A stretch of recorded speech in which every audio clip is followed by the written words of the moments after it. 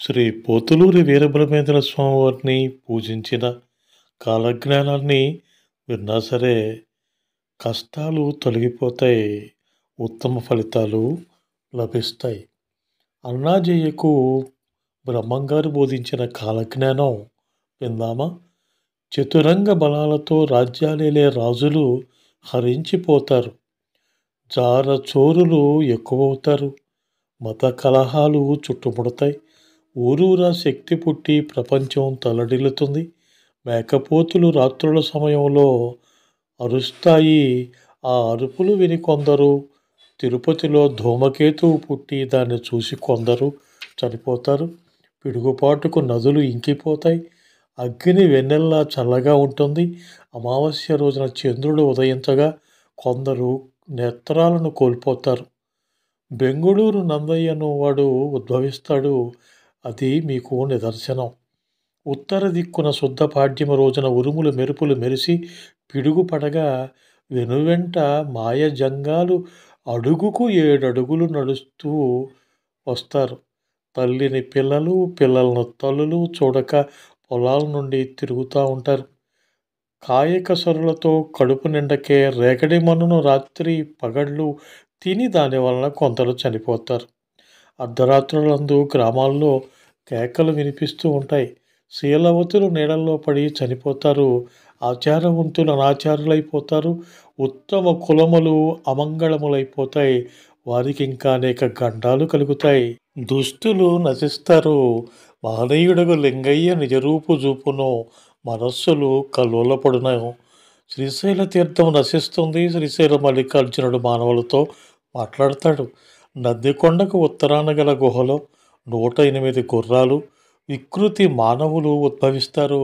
5 రకాల వాద్యములు, 4 బడిసెలు, 12 గుడార్లు, పమిడిపొట్లు ఉత్పత్తి అవుతాయి. మార్కాపురమున బంగారు ఎట్లు కట్టబడును. 5 సంవత్సరాల కుర్ర నాగన్న 5 వేదాలు చదువుతాడు. కుమారస్వామి గుడి తలుపులు వారం రోజులు మూసి ఉంటాయి. సప్త ఋషుల వంశీకులు దుర్మార్గపు నడతలకు ఎగబడతారు.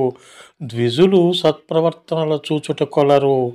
దేవబ్రాహ్మణులకు ద్విజులకు జాతి వైరము కలిగి మతవాదములందు ద్విజులు తలలు వంచుకుంటారు. లింగాపురమునందు ఒక శక్తి ఆవిర్భవిస్తుంది. శ్రీశైల మల్లికార్జుని దేవాలయంలోని విగ్రహాలకు స్వరూపం వచ్చి అటుపై ఊరూరా నాట్యం చేస్తాయి. నేరస్తులకు భయం కలుగుతుంది. శ్రీశైల మల్లికార్జునుడు ప్రత్యక్షమై వీరభోగ వసంతరాయలు వస్తాడని తెలియచెప్తాడు. రక్త వర్షము కురుస్తుంది. కంచి కామాక్షి ఆవేశంతో దక్షిణాదిన ప్రజలకు పిల్లలకు నష్టం వాటిల్లుతుంది. దేశ దేశాలకు దేవతలను పంపించటం జరుగుతుంది. కర్ణాటకమునకు కాళిని పంపు, తుర్కదేశమునకు దుర్గని పంపు, అరవ దేశమునకు అర్కసాముని పంపు, కేరళకు వీరభద్రుని పంపు, మధ్య మధ్య దేశమునకు భైరవుని పంపు, మహానందికి నాగేంద్రుని పంపు, కందనూరుకు యతిని పంపు. 8 దిక్కులందు 7 ఏళ్ల పసివాళ్ళు వడగాలి సోకి నడినెత్తి పగిలి గండమాలను కలిగి రాచపుండు పుట్టి నోటియందు బొబ్బలెక్కి ముఖమున పుండు లేచి వింత వ్యాధుల వలన కూర్చున్నవారు కూర్చున్నట్లు నడుస్తున్నవారు నడుస్తున్నట్లు నాశనమైపోతారు. మెంట మిరిమిట్లు గొలుపుచు చుక్కలు గలగ వాటిని చూసి అమ్మరో అని అరిచి కొందరు చనిపోతారు. ఆకాశమున పుట్టిన ధ్వని వల్ల కొందరు నశిస్తారు. జాము జామున చుక్కలు కూయగా భీతిల్లి కొందరు చనిపోతారు. రాత్రింబవళ్ళు గ్రద్దలు అరచుటచే కొందరు చనిపోతారు. నీటిలో గల జంతువులు చచ్చెదమనుచు ఈవల కూర్చును. శ్రీశైల భ్రమరాంబ గుడిలో మొసలి దూరి 7 రోజులుండి మేకవలే అరచి మాయమవుతుంది. అందువలన కొందరు చనిపోతారు. శ్రీశైలం కొండపై నిప్పులు రాతి ధ్వని కలుగుతుంది. తేజము తేజమని శక్తి వెలువడి పులివలే గాండ్రిస్తుంది. మహాదేవుని కంటి నుండి మిడుగురులు కురియును. పార్వతి కంట నీరు కారుతుంది. నందీశ్వరుడు అకటా అని రంకెవేసి కాలు దువ్వుతాడు. సూర్యగోళము నుండి వాక్కను శబ్దము వినిపిస్తుంది. ధర్మదేవత ఆకాశమందు ఆవిర్భవిస్తుంది. ఇసగాలి సోకి శంకరుని కంట నిప్పు రాలుతుంది. బసవేశ్వరుని కంట నీరు కాలుతుంది. కొండ మీద ఉక్కు స్తంభాన గల ప్రతిమ మాట్లాడుతుంది. భ్రమరాంబ ముందు బసవేశ్వరుడు తోక విదిలిస్తాడు. ఏలూరులో ఏనుగుల వల్ల గుగ్గిళ్ళరాయుడు మరణిస్తాడు. తిరుపతి కొండపై తురకలు ఆడతారు. కపిధ్వజము కదిలి శబ్దము వస్తుంది. గరుడధ్వజము 4 దిక్కులకెగసి ఆడుతుంది. వినాయకుడు వేదమంత్రాలను ఊరూరా చదువుతాడు. అందువలన ఆకాశమున ఆ ఆ ఆ అను శబ్దము కలిగి కొందరు నశిస్తారు. గొర్రెలు అరుస్తాయి. భూదేవి భో అని అరుస్తుంది. జోలపాడు స్త్రీల ముఖము నుండి రక్తం కారుతుంది. బెబ్బులులు ఊరూరా నరులను గొంతు కరచి చంపుతాయి. సామగానంతో వీరభోగ వసంతరాయలను కూర్చి పురుషాది అబాల గోపాలం పాటలు పాడతారు. పువ్వుల వర్షం కురుస్తుంది. సూరగ నందిని పెరిగా రాత్రి భూమి కదలాడుతుంది. ఆకాశము రక్తమవుతుంది. అష్టాదశ వర్ణాల వారు శివకేశవ నామాలు పలుకుతారు. నెత్తురు వర్షం కురుస్తుంది. లక్ష్మీదేవి ఏడుస్తుంది. మహాయోగి రాకను భూదేవి తెలుపుతుంది. పంచవేదాలను పట్టుకుని పంచములు బజారులందు పంచాంగములు చెబుతారు. విప్రులు పరజాతి దాసులవుతారు. ఈశ్వరనామ సంవత్సరం నుండి విక్రమ సంవత్సరం వరకు 7 గ్రామములొక గ్రామము అవుతుంది. కప్ప కోడివలే కూస్తుంది. ఈశాన్య దిక్కున విషగాలి, మడికొండందు సుడిగాలి పుట్టి కొందరు చనిపోతారు. నా మఠమునకు ఈశాన్యమున వాగపర్తి దిక్కుగా పంచాననము వారి చిన్నదాని గర్భము పగిలి చిన్నవాడు జన్మిస్తాడు. అతడు తానే భగవంతుడని చెప్తాడు.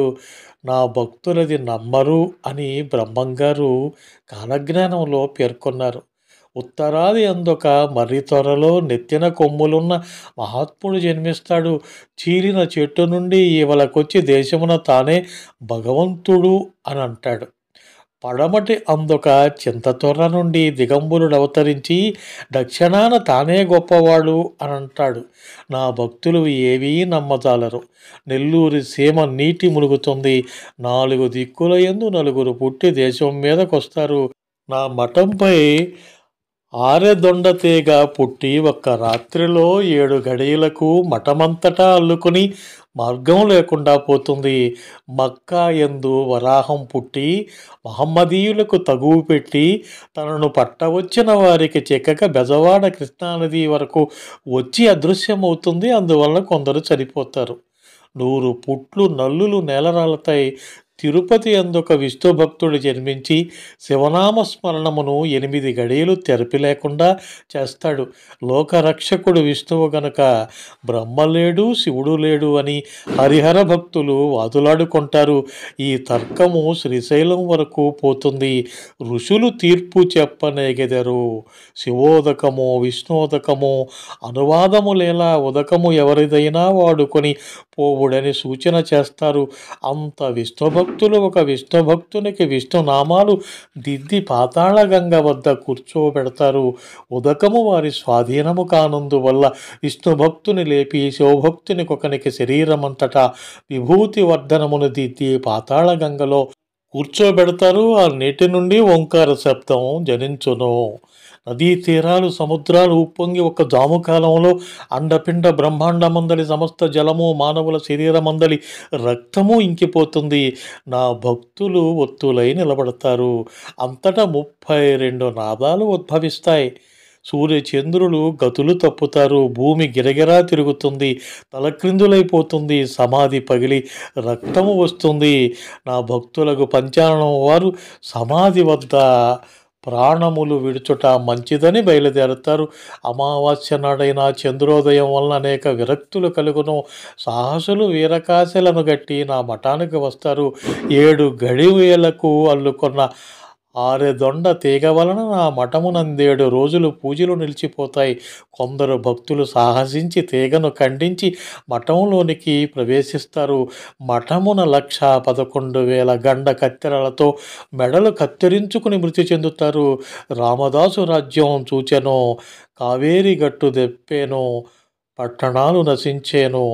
దొమ్మరులు దొరలవుతారు.